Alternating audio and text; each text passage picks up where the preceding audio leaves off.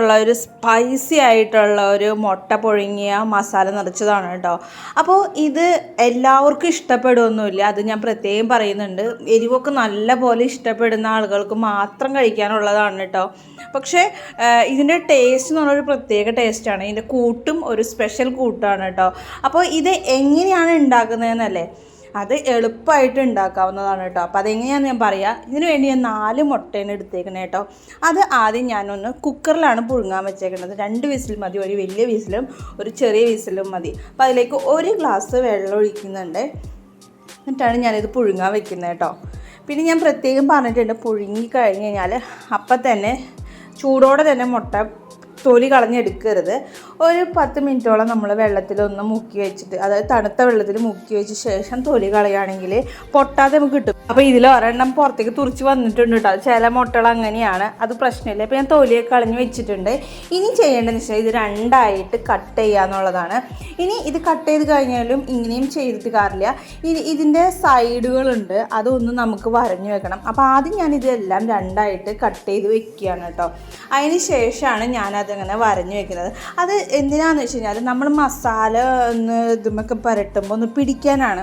പണ്ടൊന്നും അങ്ങനെ ചെയ്യാറില്ല, പക്ഷെ ഇപ്പോഴൊക്കെ ചെയ്യലുണ്ട്. ഞാൻ എല്ലാ മുട്ടയുടെ ഏത് റെസിപ്പി ഉണ്ടാക്കുമ്പോഴും ഞാൻ അങ്ങനെ ചെയ്യാറുണ്ട്. ഇതൊന്നിങ്ങനെ വരഞ്ഞു വയ്ക്കും. അപ്പോൾ അതിൻ്റെ ഉള്ളിലേക്കൊക്കെ ഇത്തിരി മസാല കയറുമ്പോൾ നല്ല ടേസ്റ്റാണ്.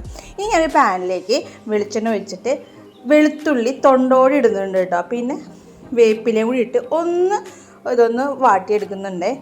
ഇനി ഇത് മാറ്റി വയ്ക്കുകയാണെങ്കിൽ നമുക്കിനി ഇതിൽ വേറെ കാര്യങ്ങൾ ചെയ്യാനുണ്ട്. അപ്പോൾ ഒരു ബൗളിലേക്ക് നമ്മൾ കുറച്ച് ഉഴുന്നെടുക്കുന്നുണ്ട്, കുറച്ച് മുഴുവൻ മല്ലി എടുക്കുന്നുണ്ട്, പിന്നെ കുറച്ച് കുരുമുളകും, പിന്നെ വറ്റൽമുളക് 3 എടുക്കുന്നുണ്ട് മുഴുവനായിട്ടുള്ളത്, അതും കൂടി ഇടുന്നുണ്ട് കേട്ടോ. എന്നിട്ട് ഇതെല്ലാം കൂടെ ഇട്ട് നമ്മൾ നേരത്തെ മാറ്റി വെച്ച ആ ഒരു വെളിച്ചെണ്ണയെ തന്നെ നമുക്കൊന്ന് ഇത് വറുത്തെടുക്കാം കേട്ടോ. നല്ല പോലെ ഇതൊന്ന് വറുത്തെടുക്കുക.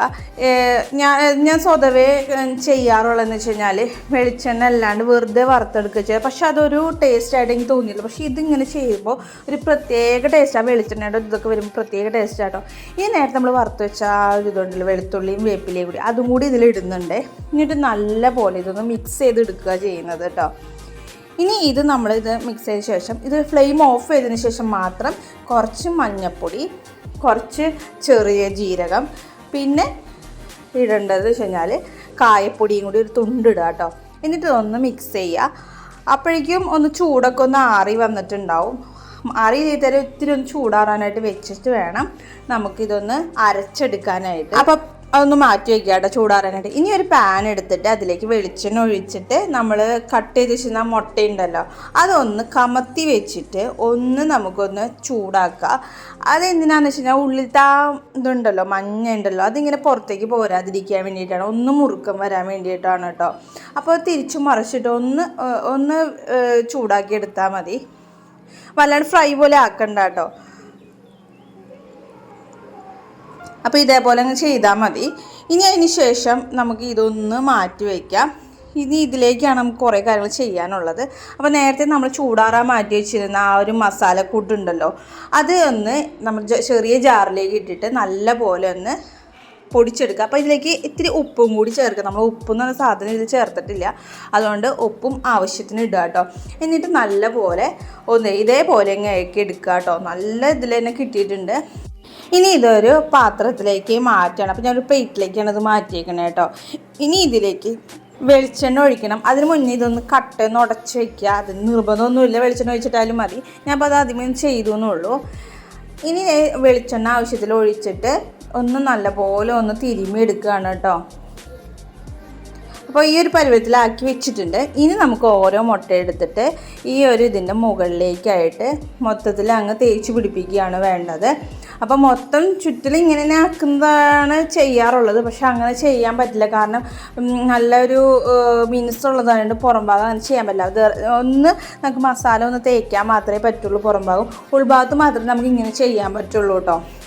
അപ്പോൾ ഇതേപോലെ മസാല ഇതിൽ തേച്ച് വെച്ചിട്ട് എല്ലാത്തിലും ഇതേപോലെ തന്നെ ചെയ്യാം കേട്ടോ.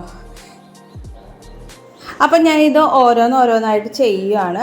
അപ്പോൾ നമുക്ക് കഴിക്കേണ്ടതെന്ന് വെച്ച് കഴിഞ്ഞാൽ ഇത് ഇങ്ങനെ മടക്കി വെച്ചിട്ട് രണ്ടും കൂടി ഒരുമിച്ച് വെച്ചിട്ടാണ് നമുക്ക് കഴിക്കേണ്ടത്. പക്ഷേ ഇതിന് മുന്നേ നമുക്ക് ഇതൊന്ന് ഫ്രൈ പാനിൽ ഇട്ടിട്ട് ഒന്ന് മസാല ഒന്ന് ചൂടാക്കണം കേട്ടോ. ഓൾറെഡി നമ്മൾ ചെയ്തിട്ടുണ്ട്, എന്നാലും നമുക്ക് ഇതിൻ്റെ കൂട്ടത്തിൽ വെച്ചിട്ട് ഒന്ന് ചൂടാക്കണം. അപ്പോൾ അതും കൂടി ആദ്യം ചെയ്തിട്ട് വേണം അങ്ങനെ കഴിക്കാനായിട്ട്. അപ്പോൾ ഞാൻ അതൊന്ന് ചൂടാക്കാൻ വെച്ചേക്കുവാണ്. അപ്പോൾ തിരിച്ചും മറിച്ചിട്ടിട്ട് ഒന്ന് ചൂടാക്കിയാൽ മതി. അപ്പോൾ ലോ ഫ്ലെയിമിൽ ഇട്ടാൽ മതി കേട്ടോ. അതിന് ശേഷമാണ് നമ്മളിത് കഴിക്കുക. ഇത് പെട്ടെന്ന് ഉണ്ടാക്കിയെടുക്കാൻ പറ്റുന്നതാണ്. അതിൽ വീഡിയോയിൽ കാണുമ്പോൾ ഇത്തിരി ടൈം എടുത്ത പോലെ തോന്നിയെങ്കിലും പെട്ടെന്ന് ചെയ്യാം. ഒരു 5-10 മിനിറ്റൊക്കെ നമുക്കൊരു സ്പൈസി ആയിട്ടുള്ള മുട്ട പുഴുങ്ങിയത് കഴിക്കണം എന്നൊക്കെ തോന്നിക്കഴിഞ്ഞാൽ ചെയ്യാൻ പറ്റുന്നതാണ് കേട്ടോ. അപ്പോൾ നല്ലൊരു സ്പൈസി ആയിട്ടുള്ള മുട്ട നിറച്ചതാണ്. അത് മസാലയൊക്കെ നല്ല സ്മെല്ലെന്നൊക്കെ പറഞ്ഞൊരു പ്രത്യേക സ്മെല്ല് തന്നെയാണ്. പക്ഷേ ഒരു കാര്യമുണ്ട്, കുട്ടികൾക്ക് ഇത് കൊടുക്കരുത്. വേറെ ഒന്നുമല്ല, നല്ല എരിവായിരിക്കുള്ളൂ. കാരണം കുരുമുളകൊക്കെ അത്ര അധികം ഉണ്ട്. നമുക്കൊക്കെ കഴിക്കാവുന്നതേ ഉള്ളൂ. നല്ല ടേസ്റ്റ് തന്നെ കിട്ടിയിട്ടുണ്ട്. ഇതൊന്ന് ഒരു പ്രാവശ്യം ട്രൈ ചെയ്യണേ.